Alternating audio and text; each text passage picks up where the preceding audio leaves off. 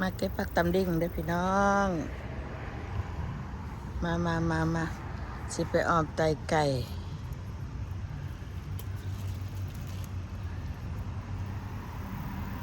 เก็บผักต้องกันไปออมไตไก่กันขนมหมักได้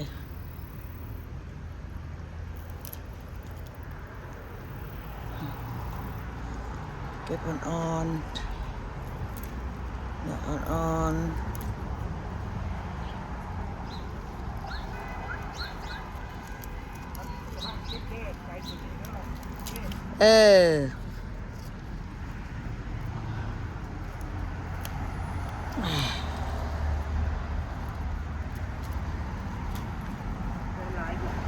เก็บไหมเก็บไหมเก็บไหมเก็บไปเลยเอาในกระตาเอาใช่คลิปวะเอาเก็บเอาหยอดมาให้มาแจกไรเก็บพักตะนินพ่อแม่พี่น้องไปอ้อมเส้นไก่ไก่ก่อนใบอ่อนๆมันก็เอาเนี่ยดอกมันยาวเด้อใบมันจะเอาหมากนะเก็บกินได้ก็บอกออกได้บัดข้าวกินบุกอันนั้นโอ้ยออกลูกอย่างอยากเจ้ากินดี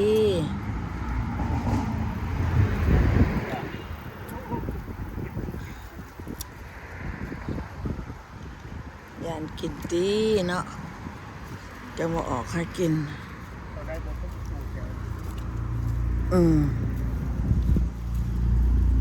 คือบอกเอานะพี่จ้ะ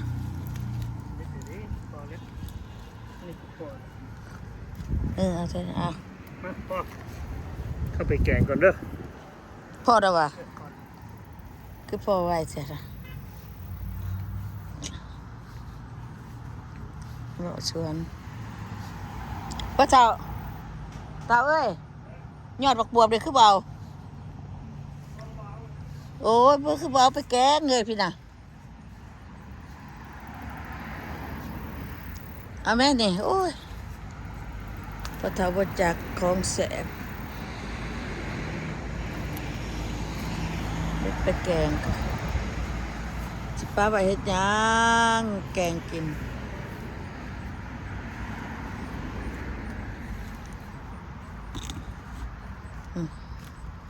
เก็บหยาดบักบวบพี่น้องไปออมไตไก่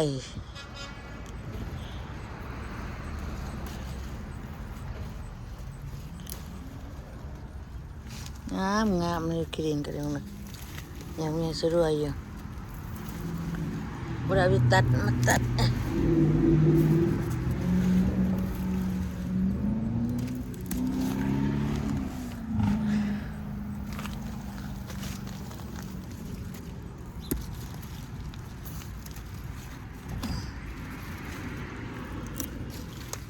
ก็น่าอยากได้แกงอันนี้ก็แกงจุปุกจุปุยเด็ดให้มันแตกไปบอกหมากมันบ่มักเป็น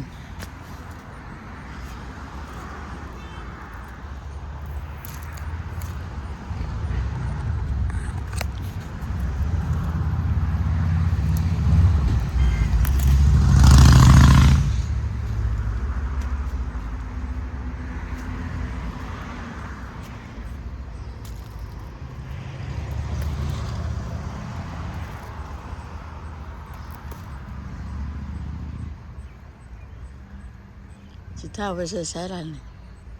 คือว่าพูดพวกกฎหมายตาเครื่องไปใส่กฎหมายเป็นวะแบกแท้เจ้ากฎหมายไกลว่าไกลก็สิไป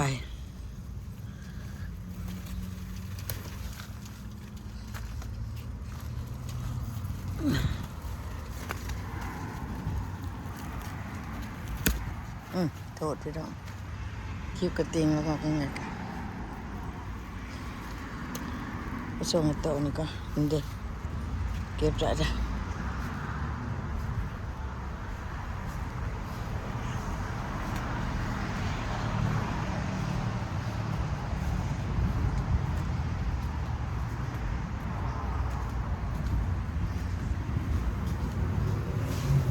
ปะเท้าเอ้ยปะเท้า ปะเท้าเอาได้หันเอาไปยอดบักบวบ ตัวน็อตมันก็ เขาอ่ะใคร ว้าว เอามันพักหน่อยมันไปแสบจะพักละลาย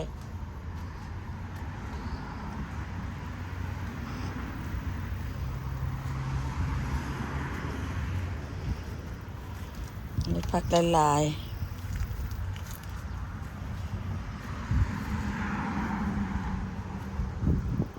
โอ้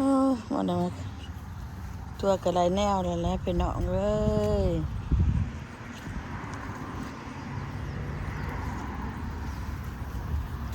เราจะหาเก็บผักถั่วอีกก่อนบางแนผักยาวพี่น้องบางแนถั่วข่อยผักยาวอีเยอะพอเก็บไปก็แก่แล้วในมืออื่นนี่อื่นนี่ก็เก็บบ่ได้แล้วนี่บุแห้งแดดสั่นเก็บไปไว้ตำกินดีกว่าแนวกับพวกเด้อ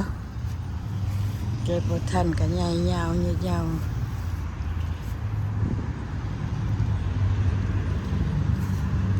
ถ้ามันได้แก่แล้วมันต้องหาเก็บคู่มือผักนี่ได้หมากถั่วนี่ได้บ่น่ะก็แก่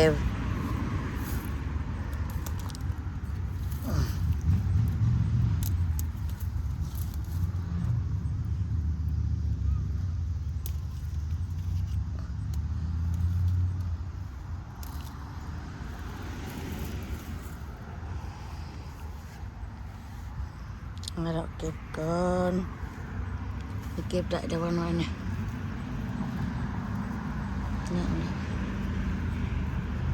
แกก็ตายมากัดตายแม่ขี้ดื้อเราเก็บผักได้พี่น้องศิลปกรรมมากกับมาเราเก็บผักเก็บยา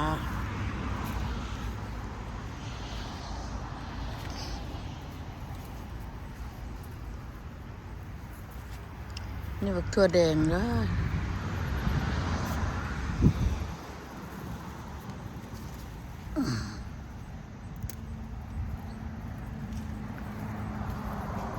ตัวนี้ก็ใหญ่ไว้ๆคือกันนั่นน่ะขนาดใหญ่ก็ใหญ่เบิ่นนี่ใช้กระตายมาเราเก็บเอามักเด่นก่อน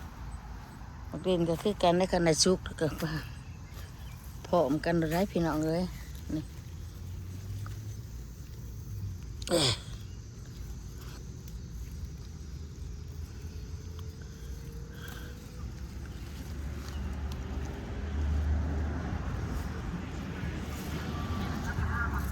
เก็บเอามาชุกก่อน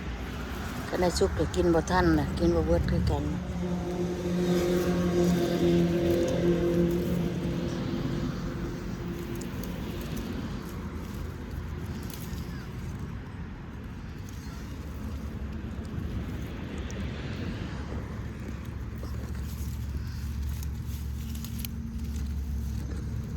นี่คือหน่อยว่ะ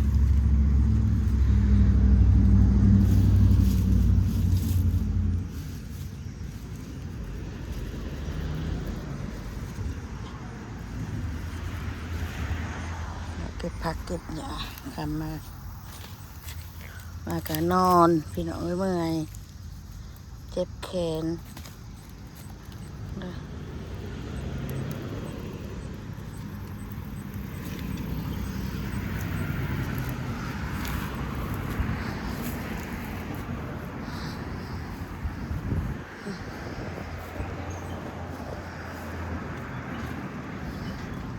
ี่เราชวนนั่งเจ็บปักชวนนั่ง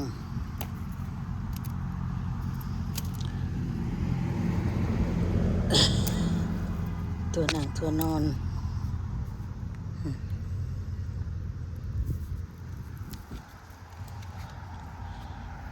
เดี๋ยวพักยาวเลยเก็บก่อน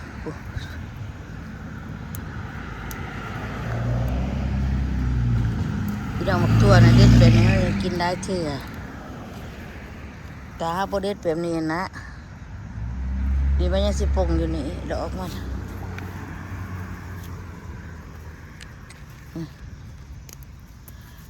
กระเบื้องขาแก่เบิดแล้วได้แทงนี่นะ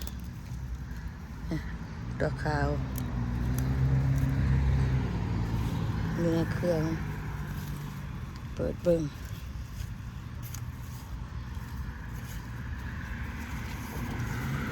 ปักให้หมด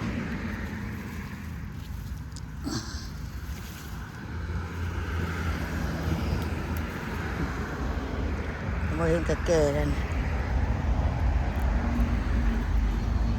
เราเก็บ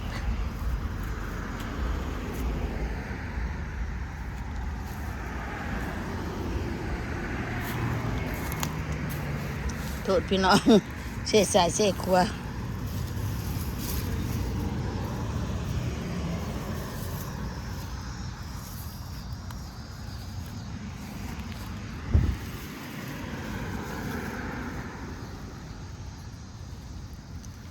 มีหลายซ้ำในบักถั่วขนาดนี้ซ้ำนั่นซ้ำนี้มีหมด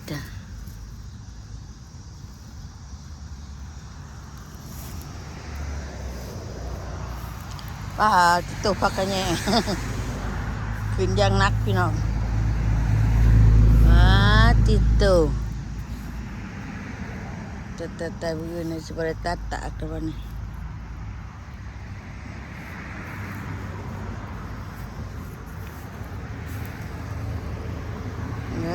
กองอาญะเลย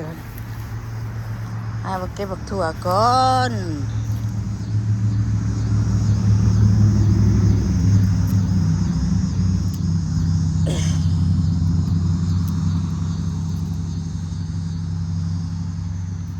ต้องดูนะเอามาผ่าไปพิรยันตุกกระต่ายผ่าไปเส้น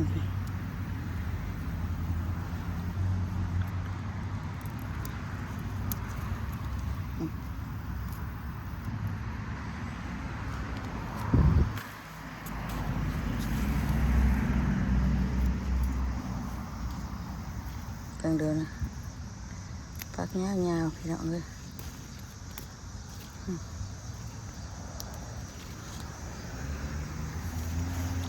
เกลือบักถั่วเขียวนี่มันสีบอยาวพี่น้องเลยสั้นๆ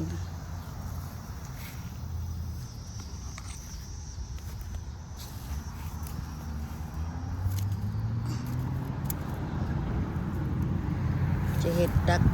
ใส่มันให้มันสูง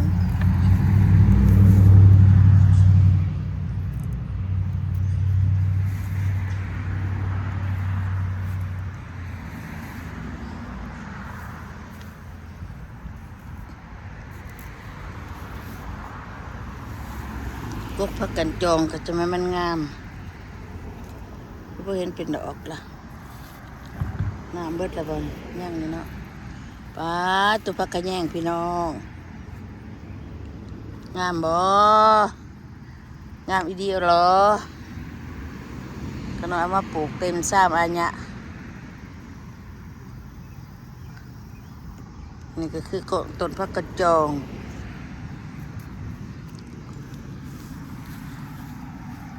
ตัวก็เต็มให้จะทรายยางใหญ่ว้าตัวพี่น้อง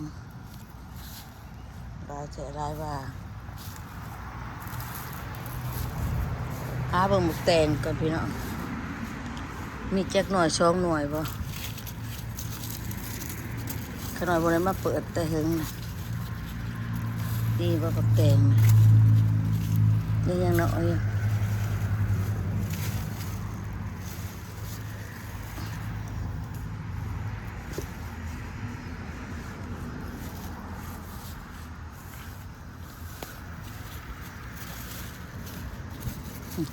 ยังน้อยมี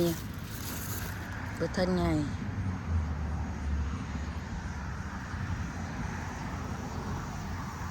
แต่ก็เครือเดียวปลูกคุ้มเดียวปลูกได้กระบดกินมาบดกับสีได้อาจจะปลูกกันเด็กละน้อยเพราะได้กินเสื่อมันมีอยู่ในหยาอันนี้แล้วนี่ค่ะพอได้เบิ่งนี่มีในนอนในหยาอันนี้โอเคพี่น้อง ไปสิใกล้เขากะสร้างที่ดินเอาไว้บ้านนี่สร้างมันออกงามงามโอ้สาธุทางกระดักกระดอเลยมองขุดกระเทียมเมื่อวานนี่มันถิดขุดกระเทียมบักโอดข่อยคือบ่ทันได้มีหน่วยมีนานว่ะของหนาจะเก็บเอายอดดอกมันยอดมันไปแกงเนาะมันบักโอดนี่